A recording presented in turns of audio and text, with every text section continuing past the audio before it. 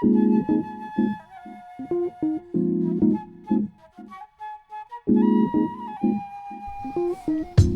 day, podcast listeners. My name is Tom Pence. I am your host, and welcome to More Than a Funeral, Voices of the Red River Valley, the podcast powered by Corsmo Funeral and Cremation Service right here in Moorhead, Minnesota. Our podcast is pretty simple. It is informal. It's strictly informational, and it's all about the kinds of topics that matter to everyday people. We will be talking about community life, practical guidance, personal stories, and the work being done around us every day, the things that often don't make the headlines, but they still make a difference. Each episode is going to be a relaxed conversation meant to inform, encourage, and keep you connected to what's happening right here in our area. So, grab a cup of Lutheran Church coffee to go with that Scotcheroo bar, and if you've got plenty of time, grab a slice of cinnamon bread with a thick layer of cheese whiz and a slice of olive, and enjoy the conversation. We are glad you're here.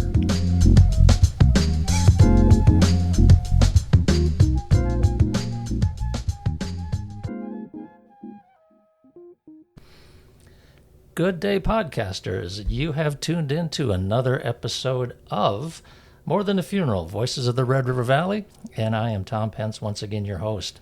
And we are sitting here in the middle of July, putting up with 90-degree temperatures, and I'm not going to be complaining because in just a few months we'll be complaining about 90 below temperatures. But at any rate, we've got a great conversation today. We're going to be visiting with Alita Hanson, and she is the Community Engagement and Advancement Director for CCRI. And for those of you that do not know that, it's kind of a trivia question. What does CCRI stand for? When I first came to the area and I saw that, I just assumed it was Clay County Research, this or that, and I came to a lot of things. But no, it is the Creative Care for Reaching Independence based right here in Moorhead. So Alita has been kind enough to join us today to share with us a few things about CCRI. And so welcome. Thank you for stopping by this morning. Yeah, thanks for having me. Very good. Well, first of all, let's just begin by talking about the start of CCRI. Excuse me. And from what I gather, and your website is phenomenal. That has been one advantage of the internet. There's so many good things on there that we will talk about, but what I really found great about the website is just about every photo and image I clicked on made me smile. Just the mentality and the attitudes going on over there is incredible. But CCR started back in 1977, is that right? That's absolutely right. Yeah, so just share a little bit about the start of CCRI. Yeah, so CCRI, like you said, started back in 1977. It began because there was a group of parents who had children with disabilities, and back in the 70s there was a lot of institutionalized care, and especially in our area, right, not a lot of options outside of that. So this group of parents said, we want more for our kids. We don't want institutionalized care. We want them to be part of their community and to live in a home. And so our very first 24-hour care home was started in Hawley, Minnesota back in 1977 because of that group of parents who said, we're not settling for how things are. We're looking for something different. So since then, we have really expanded.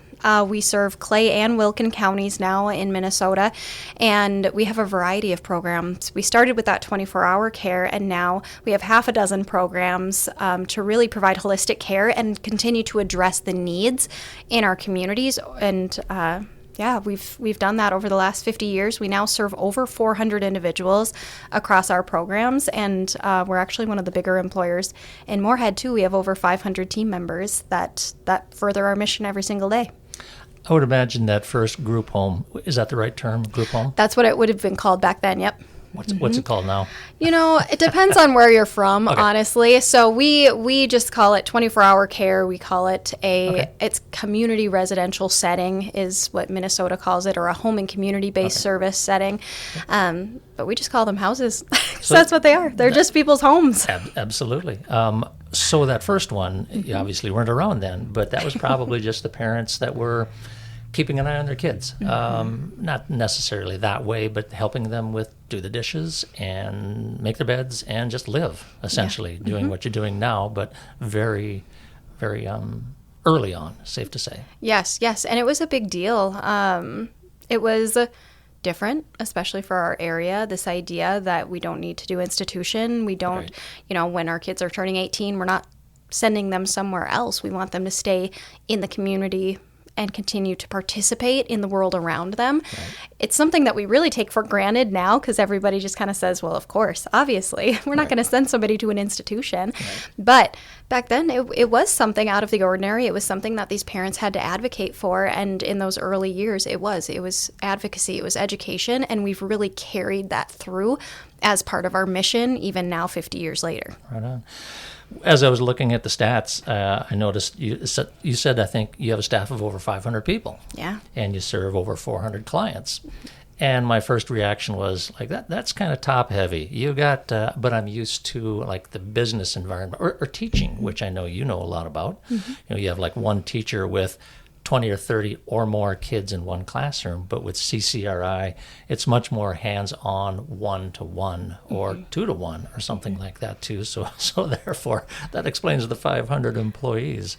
It's not just a cakewalk. Yeah. If you think about it, so for our 24-hour care homes, if we have 4 individuals living in that house, in order to help them integrate into their community and achieve the goals that they truly want to, you not only need one person there 24 hours a day. We're not just there to supervise and make sure that everybody is safe and taking their medications. Right. We're also there helping them achieve whatever goals they have, and that looks different for every single person. Mm-hmm. For some, it's engaging in conversations in the community. For some, it's seeking employment. For some, it's learning how to cook and how to clean more independently. And for others, it's even beyond that. We have people who have said, I want to start a YouTube channel. I want to adopt an animal. I want to do X, Y, Z. And you can't just have one person at a time doing that. Right. And so we have the hours vary depending on the person and how much assistance they need and what their goals are, what they're looking to do with their lives. It's easy to think that CCRI, that type of service would just be babysitting, mm-hmm. Just keeping an eye on them, make sure they don't get into trouble. But it is so much more than that. Mm-hmm. There's a kind of a lengthy statement on your website that I do want to read, not just to fill time, but I want to read it because it is kind of important. Mm-hmm. And it says, at CCRI, we believe that every individual, regardless of ability or circumstances, deserves a fulfilling life and a place to call home. Through innovative living solutions, individualized mental health services, and a wide variety of social activities, we are enhancing and enriching the lives and learning of people with disabilities. So that is cool. But what I really like, and I'm kind of, I like shorter versions, and it pops up on your website a lot. It just says, improving lives, it's what we do. That's my kind of a mission statement, nice and short and sweet. I could almost memorize that. So. But that's cool. Well, let's talk a little bit about you mentioned briefly the early maybe misconceptions mm-hmm. and biases possibly that people might have about people with developmental disabilities. Mm-hmm. I know there's many words out there that used to be used, which are very demeaning. But in their defense, including myself, people, they really just don't know how to respond to somebody with a disability. And it depends upon the disability, of course, too. If it's something that somebody, it's kind of interesting if you come across somebody who has a vision problem. Why do they talk louder? Why do you speak to them louder? Mm-hmm. No, their hearing is just fine. Mm-hmm. And so people, again, they're not real familiar with that. So I can kind of understand why people would kind of shrink back and not want to do that. But just tell me about your experience about those misconceptions and misunderstandings that have been part of our history. Yeah. I have been part of the Fargo-Moorhead community for my entire life. I grew up in the area. I've continued to live, work, play in the area. And something that CCRI does a really good job of is advocating and educating. And it's not just people with developmental disabilities. It's all areas that we serve, trying to break down the stigma for people with developmental disabilities, with physical disabilities, mental and behavioral health disabilities, even the unhoused population that we work with. We're trying to break down barriers and help people understand what it means to live in our community and fit into one of those categories. and provide education about how to communicate. And we've really done a lot of public advocacy. We've been on the news many, many times. Our executive director's been interviewed many times. She's very active in our trade organization, ARM, which does a ton of advocacy across the state. And then we take a hands-on approach to education. So, for example, just this past year, a group of us and the individuals that we support went to Barnesville Elementary School, Atkinson Elementary, and spent an entire morning at the school. And 3 individuals went with us who use communication devices. They use technology to communicate non-verbally because they don't usually use their voices. Okay. And we went and spoke with all of the 5th graders there, and I did a presentation about this is what it's like to communicate non-verbally. This is what nonverbal communication means. This is how you and I communicate non-verbally every single day. And these are the barriers that the individuals that we support face. And then to really drive that home and to say, you know, just because Tom communicates non-verbally, it doesn't mean he's not communicating. It doesn't mean that he doesn't like to have fun. It doesn't mean he doesn't want to play a game. And so then we had those 3 individuals break into the 3 different classrooms and play games interactively with those students that they could see.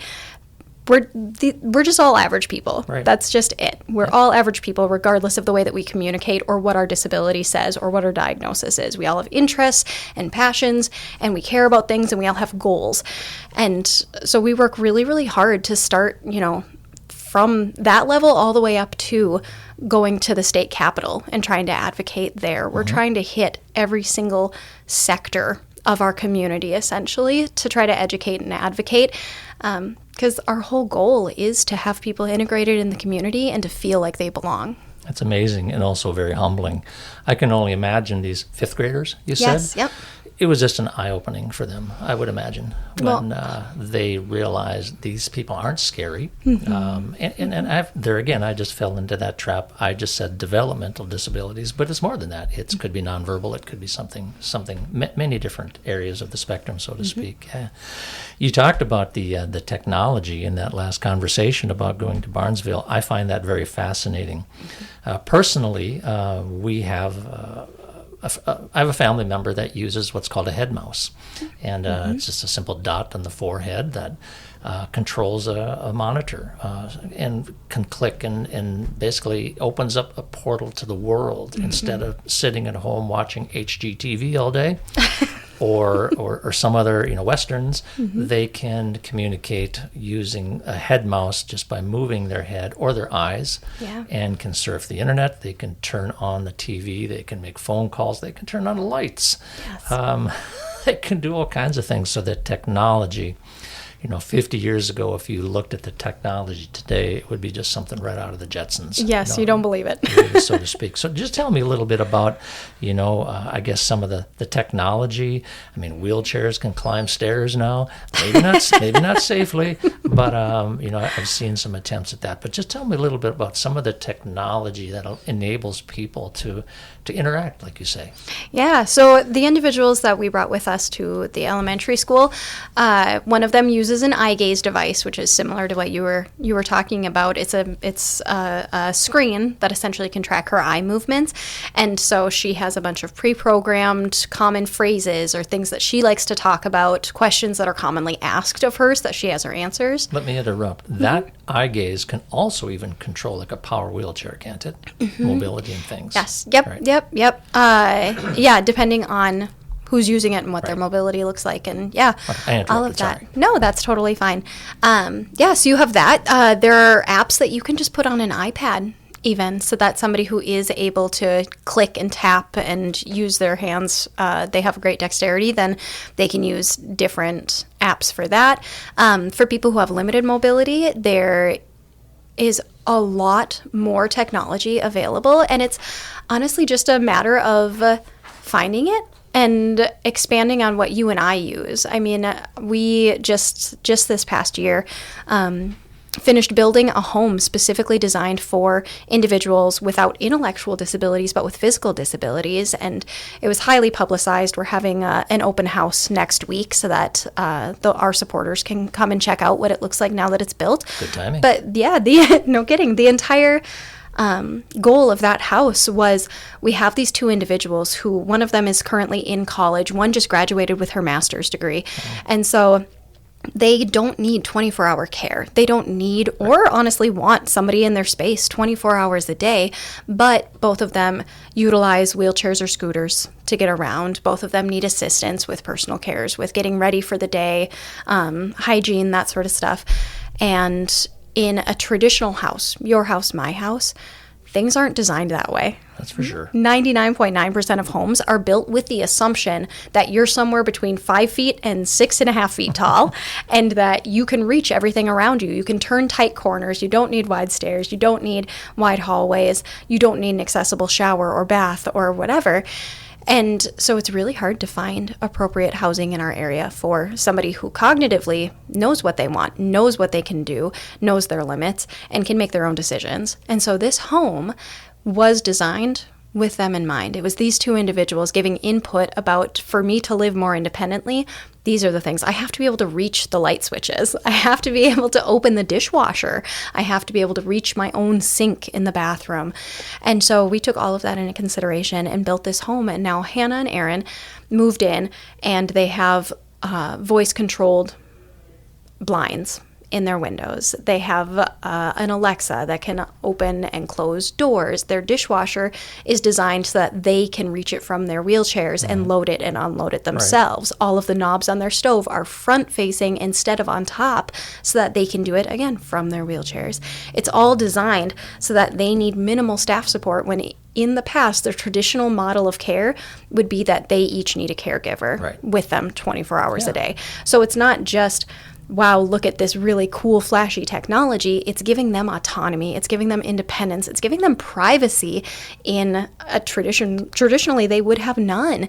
And it's freeing up that staffing, because right now, there are not enough nurses. There are not enough CNAs. There are not enough caregivers across the country, but especially in our area, there's constantly openings in those positions. And so if we can find a way to better utilize our staffing supports, our human supports, and then also decrease the amount of cost that goes into that, that's a huge impact on the system as a whole. And the system is heavy. It is. I'm sensing a little bit of passion here. I get a little excited.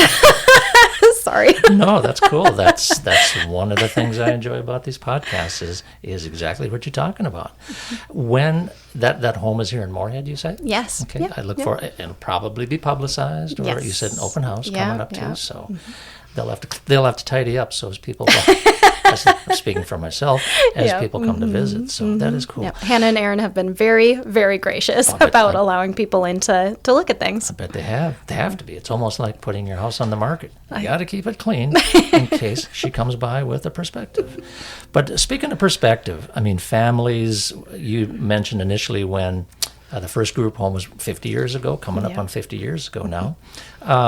The perspective and earning the trust. Because as a parent and a grandparent now, letting go and letting others care for your loved one is difficult, challenging, takes a lot, because nobody can care for your loved one like you can. But tell me a little bit about, how families have reacted initially, and then how they've kind of eased into it and probably have gravitated into volunteering and helping at CCRI. Yeah, so we have individuals who have been with us for 30 plus years. We have people who have been supported in our programs for over half of their lives. And it can be scary. I mean, I'm a mom. I've got 4 kids of my own too. And the idea of having just a random babysitter that I don't know is terrifying, Put a want ad out there. Yeah, exactly. And so we more than understand any trepidation. We understand how nerve-wracking that can be. And then on top of that, you have somebody who for most of their life has needed above and beyond support. It's not the same as just, go out and play by yourself. It's somebody who might need help, even at 20 years old, making safe choices, preparing their meals, a higher level of need. And so we have families that come in and are really scared, and we understand that, absolutely. The biggest thing for me is I truly believe in the thought that we want to provide care that we would want to receive ourselves or that we would want our loved ones to receive. Yep. We actually had somebody who worked at that very first Holly home as a caregiver, and she ended up developing a disability later in her life and chose to move in with CCRI as her caregivers. Yeah. Correct. Wow. And I think about that a lot. I think about, you have other options and you chose to stay with us, or people who have multiple children with disabilities choose to have their kids in our services after seeing what it's like for the first one. There's a reason that people stick with us. There's a reason that people recommend us. And I think that it's because they truly sense that there are going to be bumps along the road. I mean, even me as a parent, there are some times where I finish a conversation with my 10-year-old and I'm like, oh gosh, that could have gone so differently. Right. I did not handle that the way that I probably should have. Rewind. Or yeah, exactly. Can I have a redo? But knowing that that's going to happen, not everything's going to be perfect all of the time, because we are humans working with humans, and there's going to be headbutting. There is going to be disagreements. There are going to be times where we say, oops, that didn't quite work out the way we thought it was. Right. But the intention is always there. It's always, we are trying to do what's right according to the hopes and dreams of the people that we're supporting. And I think the families that we support can feel that. Yep. Yeah, it takes time to build that trust, like you say. Yeah. Well, let's talk a little bit about the community involvement, because clients, is that the correct term for the individuals that you work with? Clients. I know at like Farm in the Dell, they refer to them as garden engineers, and I think that's so cool. Yeah. But clients, they're all over. Yes. You wouldn't know it, but as I'm at the grocery store, as an example, there's probably a client there from CCRI that's helping bag groceries, and there's frequently somebody there with them. Not always, but it's kind of cool. And when I see that, it actually puts me at ease, because I recognize the value of what your and CCRI are doing for these individuals. And I could have been having a tough day, I could have got cut off at the intersection. But as I'm seeing this individual put my groceries in a bag, and it just makes me feel better throughout the course of the day. But Farm in the Dell, let me talk a little bit about that. I think a lot of clients maybe help out at Farm in the Dell. I was out there once when I was volunteering a little bit, and the bus pulled up, and the clients getting off the bus all of a sudden were garden engineers. Yes. And you could see the excitement.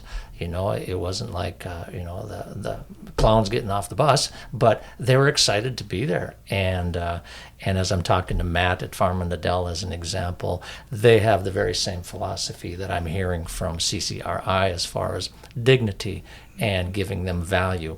But Farm in the Dell, grocery stores, what other things are a lot of the clients and your staff, not your staff, but the staff, involved in? Yeah, so we partner with a lot of other agencies in our area. So even though CCRI ourselves, we don't provide vocational training. We partner with other agencies in our area and work as part of a holistic team. It's the same way that you work with a mental health practitioner or a doctor or anybody else. We work with the county, we work with housing, we work with these vocational agencies, we work with volunteer-run organizations, we work with other nonprofits, because the goals of every individual are different. You have people who want to be employed part-time or full-time. You have people who want to be outdoors. You have people who want to be indoors. We have individuals who volunteer at the animal shelters because that's what they find value in. So not providing the vocational training was an eye-opener for me. It's like, what do you want to do? I don't know. Well, here's a broom.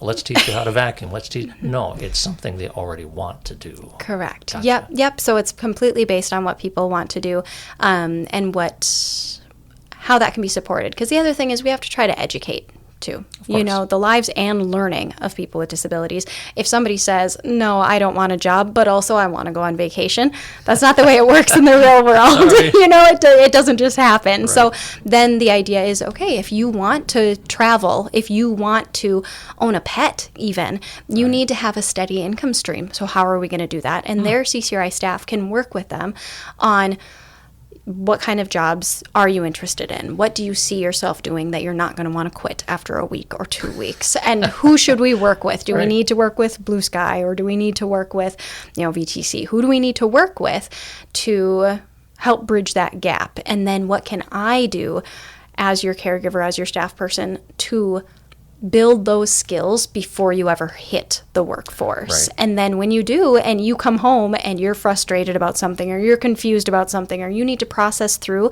the social interactions that you're having at work that are completely new to you, we're there to support that too. So we're ready to go again the next day.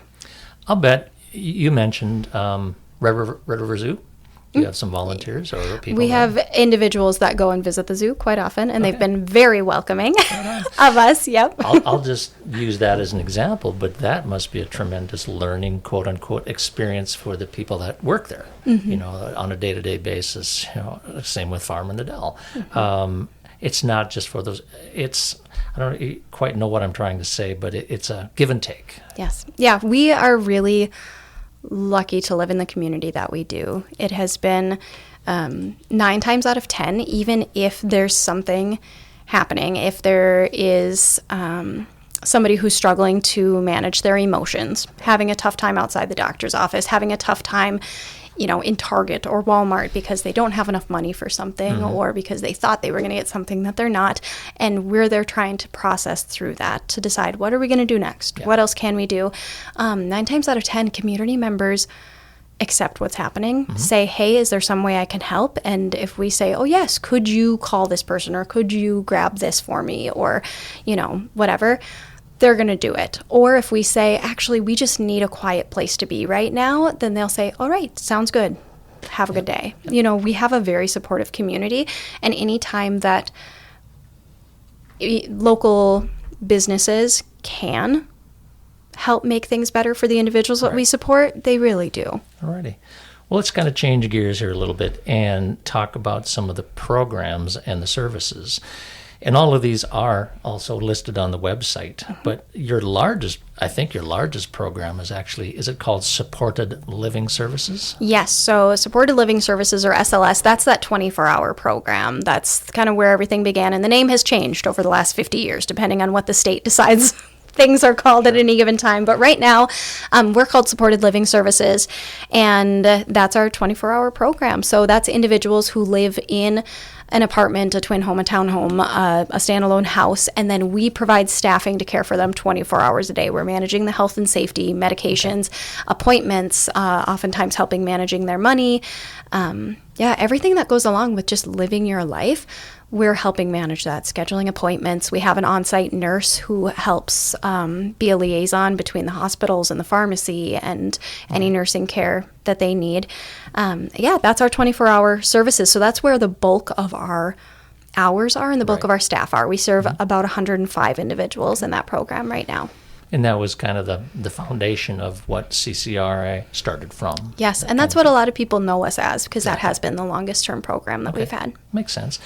The one that kind of fascinated me, and maybe this is what you were talking about, this home, Independent by Design. Is that the home that we were just talking about? So that's part of it. So our Independent by Design program is actually much older than what people think. That started over 15 years ago, and it started with just a few individuals in our community, and it's trying to bridge this gap. It's a population that doesn't need 24-hour care, but needs some support in order to live independently, or they're still building the skills to live independently or trying to maintain independence. So not design physically, like designing a house or designing something. It's intentional. Yes, it's very intentional, and it again looks different for everybody. So we have all of these modes of technology at our disposal. We have electronic med minders that open and close in given time frames to ensure that people are taking their medications independently, but during the correct time frames. We have sensors that can go on a stove or microwave because, hey, Tom is trying to gain independence in cooking home meals. Trying to gain independence cooking home meals, but we want to make sure that it's safe. So that sensor can tell when the stove has been left on for too long, or if it's getting too hot. It calls our 24-hour on-call, and then I can call and say, hey, Tom, your stove sensor's going off. Your chicken's are done. Are you still cooking something, or did we maybe forget to turn that off? And then Tom can go and turn it off. Right. And then he's still maintaining that independence. He's still doing it on his own. He doesn't need somebody standing there looking over his shoulder, trying to correct him while he's building these skills. But we know that safety is handled. And so there's this huge variety of sensors that can be supported by one central hub, we can have one staff person, and right now we have over 40 people in that program, and we can have one on-call person handling all of the technology, all of the sensors, making those calls, and then have just limited staff support. So we know that Tom's working on his cooking goal.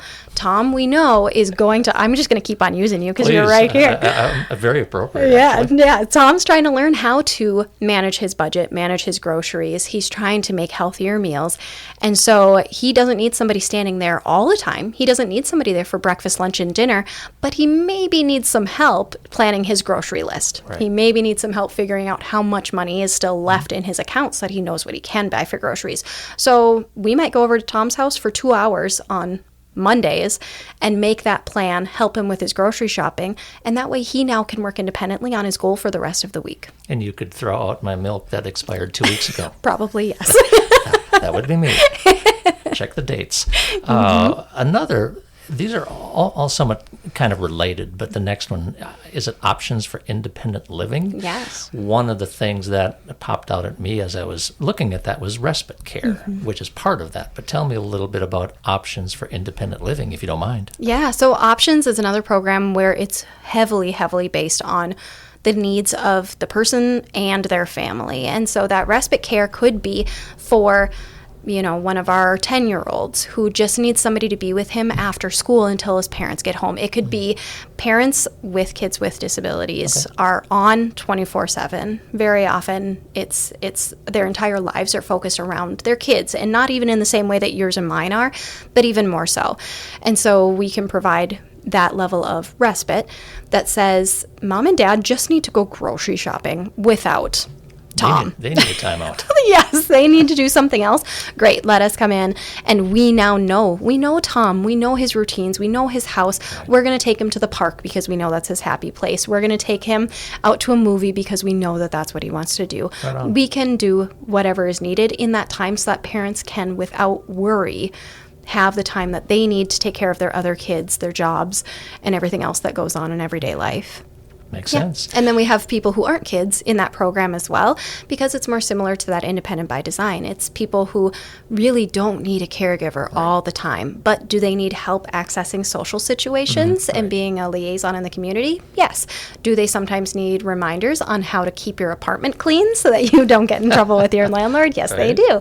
So yeah, you're just, again, very, very person-centered, focused on the needs of the individual and not over-providing support that's not needed, but being there when they need us. Yep. The next one I came across was mental health services. That's got to be getting a little heavier, quote unquote, and that ties in maybe a little bit with the next one, which was positive support services. But tell me a little bit about those ones, because those could be a bit more challenging from what I can read. Yeah, so our mental health program is something that not a lot of people know, but it is a huge program. We've got a couple of on-site therapists that work with individuals. Our mental health program serves adults, not children, and we do on-site therapy, and then we have mental health practitioners that actually go into the community and try to meet people where they're at. So whether that be in their homes, in a shelter community, in a group home, wherever that is, we have practitioners that go out and are trying to help people build skills to address their mental health concerns in real time in their setting instead of a clinical setting. And then we also have an aftercare program, including an aftercare registered nurse. So people who are coming out of a psychiatric hospitalization or a crisis stay, helping them get back on their feet and build habits and make appointments and ensure that they're on the steps to recovering in their environment. I think I read where it's essentially trying to reintegrate the people rather than just treating the symptoms. Correct. Right, do that. So, well, let's chat a little bit about the fun one. Yeah. The Life Enrichment Program. Yes. You can't be in this community very long before you come across a TV newscast or some sort of publicity where you'll see a prom or some other event, and that just brings a smile from ear to ear. But the clients participate in bowling leagues, they go camping, talent shows. Was CCRI involved in the well, I'll call it a production at the Moorhead High School that they put on a while back? So we have individuals that are supported in our programs who Okay. are still in high school, and Okay. so yes, those individuals are part of it. So it was high school students that did that. Cool. Yeah. Well, tell me about, the proms, the dances, and because that is a lot of fun, but it's a lot of work. Yes. Well, I want to say well, work, a lot of effort. Yes, it's very intentional, Yeah. what we do. So this is something that, in all honesty, is largely supported through community support, including donations from our community, including sponsorships in our community, because the way that reimbursement works is it doesn't cover that stuff. I mean, our you see prom dresses and yes. tuxedos. And it's just so yes, cool. all of that is only possible because we have such an incredible community Right. to support us. And so we're incredibly grateful because this is where we really stand apart. It really showcases our commitment to that person-centered care. We're going beyond just keeping people safe, just keeping people housed, just Yeah. keeping people, healthy and alive. It's important, but it's much more than that. Right, right. You and I don't live our lives that way, and so the people that we support shouldn't either. And so life enrichment really bridges that gap. It takes activities that people in our community enjoy and makes them accessible to the people that we support. So it's taking bingo and hosting it at our office. And heck, if you decide that you love bingo and then you want to try going to Big Top or go to one of the bars that does bingo, awesome. But now we understand what bingo looks like, what it feels like. And sometimes it's really scary to go out into the community and participate in it. Here is a safe, no judgment place where you can experience that. Karaoke, same thing. And the time of day that it is works really well with a lot of our individuals. The Camp Hero is supported actually by the FM Crusaders Motorcycle Club, has been a huge supporter of ours, and they fundraise for us in order to do Camp Hero, which again is a fully accessible camp experience because usually camping is not fully accessible. It's really, really challenging if you have any sort of disability at all. And then game day. We do a lake trip where everybody gets to go to the lake and do whatever they want on the beach, on the walking paths. We go to Zorba's and have pizza, all of that fun stuff. And it is just like I said, it's bridging the gap. It's saying we know that the people that we support need to be involved in their communities. They need to feel like they're part of the environment around them, and they need opportunities for enrichment to feel that sense of belonging and value that you and I get from being integrated in our environment. And this really does that. It's why we're so intentional about it. You talk a lot about community involvement and support. What would you like the community to know as far as how can they help the Crusaders motorcycle rally? I've seen that. I should ride in it, but I don't like riding in large groups. But tell me a little bit about donations possibility, or just tell me what do you think current needs would be for CCRI?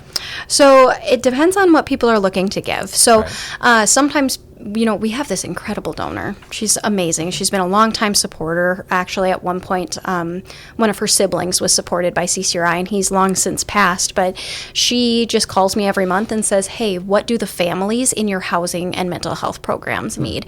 And I tell her, hey, right now we actually have a family with young kids, and they need diapers. And so when she's making her usual Costco Sam's Club runs for the month, she picks up a few extra things for the families that we support. Practical things. Correct. Yeah. And it varies. We have Amazon wish lists that can be accessed at any time, and we try to keep those updated. So like for prom, we had a prom wish list with hair, makeup, nail supplies, all of the things that you need to feel fantastic. Yes. Anything you need to feel great for prom. Camp, same thing. We needed craft supplies, so we put out an Amazon wish list. So if you're looking for in-kind donations, okay, I'm a great resource, and those Amazon wish lists are a great resource. Also, we try to update our Facebook page, too. Okay. If people are looking to give time, we love to have volunteers. Now, there are people who say, hey, I want to engage with the people that we support. Fantastic. Come call bingo. Come help run the microphone at karaoke. Come to birthday club to serve cake. We have all of these opportunities as part of that life enrichment program to have people engage with the people we support. Other people... That doesn't require a lot of training. No, Can it you really cut a cake? doesn't. I'll try. Exactly. We try to make it really friendly and accessible. Just give me a dull knife. Yeah. Easy peasy. And then we have have people who have specialized. I mean, we had an individual who said, hey, I know how to sew. Do you have anybody who wants to learn how to sew? And she came and did multiple sewing classes to try to teach people how to sew who were interested, how to knit, how to crochet. And then we have people who are like, hey, we had a group of Boy Scouts who said, we want to work hard. We want to do something outdoors. What can we do? And so they went to one of our houses and weeded and planted a couple of trees for us just to beautify the yard a little bit. So it's safe to say there's not a shortage of needs. Correct. Or things.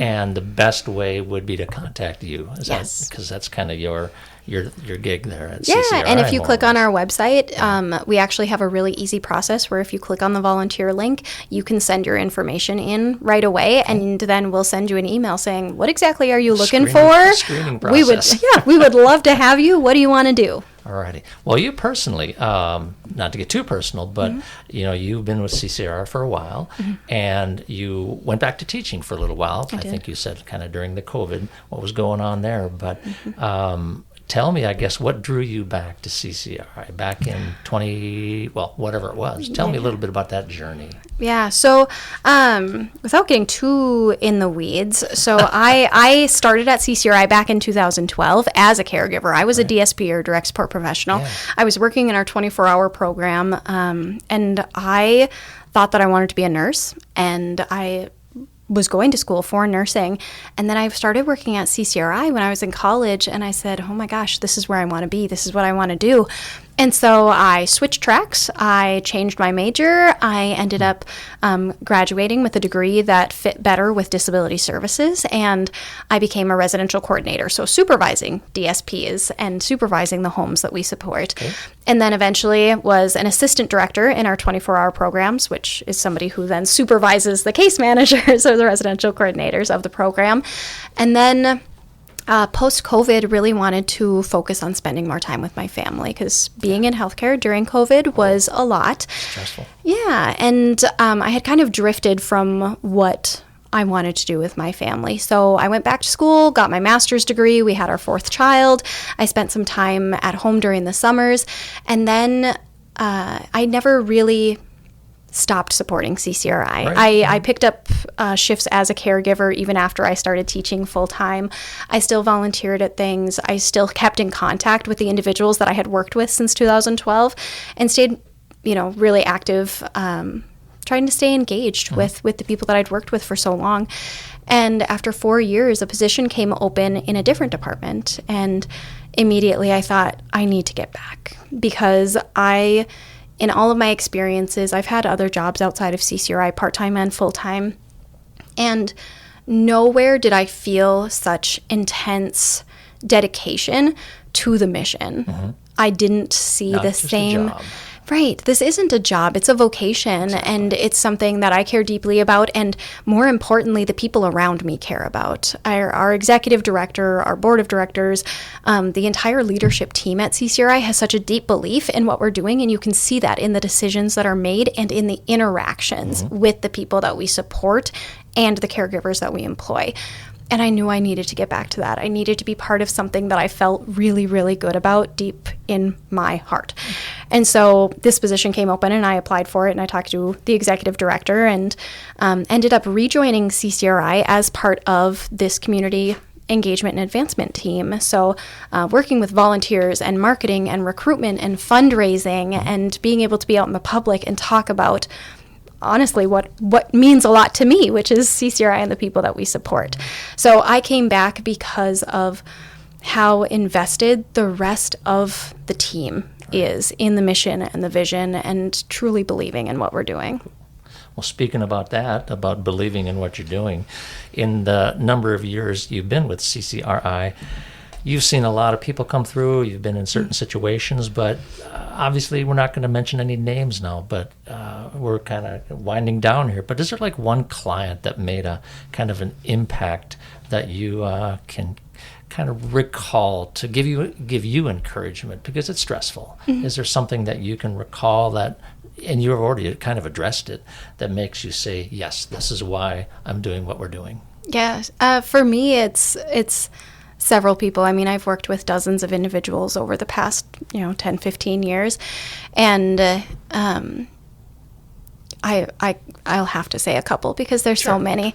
But one is somebody who now has since passed, but one of the very first individuals that I worked with was somebody who, by the time I started working with her, she had Down syndrome and she had already progressed pretty far in her Alzheimer's, so was no longer mobile, needed assistance with a lot of what she was doing, eating, repositioning, bathing, all of the things. And her family really had a close relationship with us as caregivers. They trusted a lot of what we were doing, and they did a fantastic job trying to relay who she was before I even started working with her. And the caregivers who had worked with her for years did a fantastic job keeping that going, saying this is what she loved back when she was telling us what she loved. Mm-hmm. And it was my first experience working with somebody who had that type of decline in health. It was my first time experiencing working with somebody who was communicating completely non-verbally. And after I worked with her for a while, I realized just how much impact intentionality makes. Intentionally spending time getting to know somebody regardless of their communication style. And she had good days and bad days, but it made a huge difference when after a while, I would enter the room and she would smile. It was like she knew immediately when I was there. Or I would make a joke because she loved Garth Brooks and she loved certain TV shows but not others. And I would say, like, maybe we should skip Garth Brooks tonight. Maybe we should listen to ABBA. And she'd go, no way! And that was her 2 words that she decided to say that week, was just no way. And then, of course, I'd laugh and then she'd smile at me and whatever. And that relationship taught me a lot about what it means to be a true friend and to be a true support for somebody in all stages of their life. That made a huge impact on me. It has never left me. I'm still in communication with her family. That's what I was going to ask you. Yes. Her mom passed away a couple of years ago, and I talked to her dad, and that lasting relationship and what it meant to that family, they are never shy about saying what an impact we made on their lives and her life. They're probably some of your strongest advocates. Yes, they're fantastic.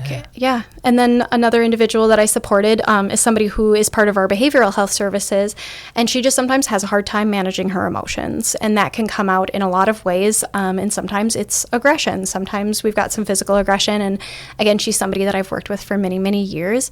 And she taught me a lot about what support can look like and about just being human and how we all make mistakes and how we recover from that and how we love the people around us, because she is one of the kindest, most thoughtful, conscientious people. Every time I see her, she asks about my kids by name. She says, what are they doing? Is wrestling over? Is gymnastics over? What about your husband? She remembers everything about you.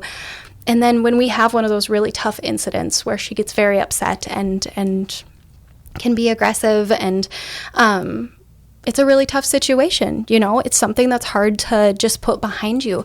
But knowing that that's not who she is, it's something that she's experiencing, has taught me a lot about what it means to be a human and to have true emotions and things that are outside of our control, and how we support each other in this honestly crazy world around us, where sometimes people are quick to judge and quick to move on and to not invest the time and energy in relationships that truly mean a lot.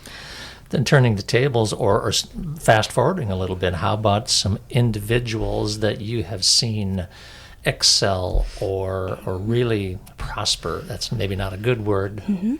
Yeah. There's one that comes to mind very quickly. It's somebody, probably because it's top of mind, because he was somebody who we talked about at our fundraiser that we had in June. We actually did a whole feature on him. He's somebody who wasn't born with a disability. He was in his early 20s and was in an accident and became paralyzed from the shoulders down. And instead of saying, well, this is my life, I'm done, like this, I'm giving up on everything, when he was released from his hospital and his rehabilitation, he came to CCRI. And I can only imagine what that's like. I cannot put myself in his shoes. I can't know what all that was like. It was not a slow disability progression. No, it was not at all. But he not only, there's a lot of pride because he, with caregiver support, DSPs from CCRI went back to college with him, went to NDSU alongside him. He ended up graduating from NDSU, now works, and that's fantastic. He again has purpose. He has a job that, he enjoys, that he wants to be part of. He has all of the tools needed to work in a full-time job. But even more importantly, one of the things that he loved before his accident was hunting. And when you can't move your arms and you can't move your legs, how do you hunt? And so he didn't want to give up on that. And he had people around him who didn't want to give up on that. That was part of who he was. It was part of who he is. And so we said, how can we make that work? And he uses several different devices to manage his phone and his computer and his wheelchair independently. And so we said, why can't we use those same things on a bow and arrow? Being creative. Part of our little tagline. Yeah. Yes, absolutely. So he spent a lot of time working with our maintenance supervisor or facilities manager, and they worked out a system where those same technologies that he uses in his career, now he can use recreationally. And so we have this amazing video of him sighting in his bow and arrow using his mouth on one of his adaptive tools and being able to shoot that. And so now he can still go hunting, try to get a deer every year the same way that he did prior to his accident. And that, again, it's just something that really sticks with me is, your disability doesn't have to change who you are or what you do. We just have to find a way to make things happen. And I really, really love that about our mission. Cool. Well, you've pretty much told me my last question is what keeps you coming back every morning, but I'd be willing to say it is, you just summarized that in our conversation, your passion for what you do. But as far as future goals, for CCRI and expansion, obviously it's expanding as quickly as you can find needs and then people to fill those needs. Correct. But you're coming up on a 50-year anniversary, is that right? Yes. So next year is going to be our 50th anniversary. We have a lot of things planned. A huge part of it is highlighting some of the people who have been served by CCRI over the past 50 years, some of the people who have supported CCRI over the last 50 years. And it's going to be about celebrating that. It's going to be how far we've come since 1977.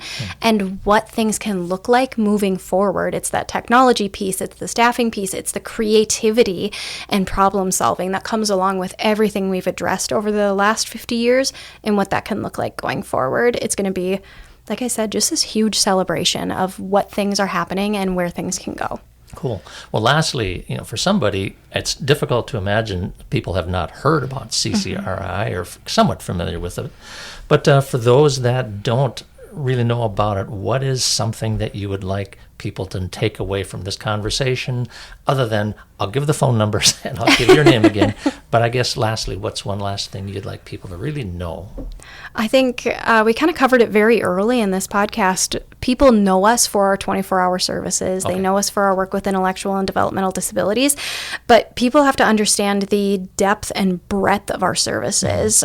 We've intentionally designed our programs and are trying to address the needs of our community. That is the behavioral health, the mental health. Our housing division works with the unhoused population during this housing crisis. And I want people to understand that all of our programs intersect. Right. We're trying to holistically approach services for everybody that we provide support to and our community as a whole. You've used that term holistic a number of times, and it's very appropriate. Yes, absolutely, because that's how you and I work. That's how everybody works. And so I want the community to understand that that's why we do things the way that we do. That's behind that's the mission behind everything that we do. Our vision is to fully support our community and the people in it now and for years to come, and also the appreciation that we have for the community, because we know that CCRI would not be what it is without the companies who support us, the volunteers who support our programs, the caregivers that we employ. I mean, those boots on the ground, we could not do it without our mental health practitioners, without our behavior specialists, without our DSPs every single day, we would not be here. We would not be able to do it. Correct. Cogs in the big picture, if you want to call it that. Yeah. Absolutely. Right. So, yes, we just have so much appreciation for the community and the people that support our mission. Well, just in these few minutes that we've been talking, I've learned much more about CCRI than I thought. And that's what I enjoy about these podcasts, whether it was HIA Health or Furniture Mission. It's like, wow, I didn't know this. So I'm grateful to be able to visit with you, and for me personally learning these things, but also to get this out to the community. And so I thank you for coming in, Alita. For our listeners, you can call them directly at 218-236-6730. And of course, their website is ccrimorehead.org. If you don't have a pencil handy, or if you're on the road, all of these notes will be on the podcast, and you can refer back to that. But ccrimorehead.org, you just click on that, and there's so many pages you can scroll through. It'll make you smile. You can see how you can help too. So, am I forgetting anything else, Alita, that you'd like us to mention today? I don't think so. Follow us on social media. That's the easiest way to stay updated on everything we've got going on and to stay engaged in our mission. Sweet. Well, thank you for coming, Alita, and thank you for what you do with CCRI. Like you said, it's not just a job, it's a life, it's a mission, and so thank you for doing what you do. And I know all of us in the community need to appreciate that more too. So, well, thank you, folks, for listening here this summer day, and enjoy your day. And if you have any questions about us, feel free to get a hold of us. But more importantly, call Alita at CCRI. Have a good afternoon. You have been listening to More Than a Funeral, Voices of the Red River Valley. And I have been your host, Tom Pence, and I'm one of the funeral directors at Corsmo Funeral and Cremation Service here in Moorhead, Minnesota. The word service has been an intentional part of our name for over 66 years, and we pride ourselves on attention to detail and personal service. Personally, my responsibilities revolve around the advanced planning aspect of our profession, and I enjoy visiting with people as we discuss the many possibilities of a memorable celebration service that will eventually honor a life according to their wishes. And from a practical standpoint, which is getting so very important these days, I help families plan ahead so that the family left behind will not be burdened with a large financial responsibility, therefore allowing them to spend time with their family, remembering their loved one, not having to worry about how to handle the expenses. Asset protection is also a very real issue these days, as many care facilities can cost several $1,000s a month, depending upon the level of care. Corsmo can provide simple and effective ways of protecting those assets, and I welcome the opportunity to visit with you about that. If you enjoyed this podcast and found some value in it, we greatly appreciate your sharing with a friend. And if you have a moment, text somebody right now. Encourage them to give a listen and perhaps follow the podcast personally. We anticipate publishing a new episode on the first day of each month, so check back for interesting guests and topics. And of course, we also welcome your suggestions for future guests and topics of interest as well. So thank you for listening. And if you want more information and actually want some free estimates or just have questions, contact any of the directors at Corsmo Funeral and Cremation Service. Our phone number is 218-233-1533, and our web address is corsmofuneralservice.com. Thanks again for listening, and from all of us at Corsmo, have a great day.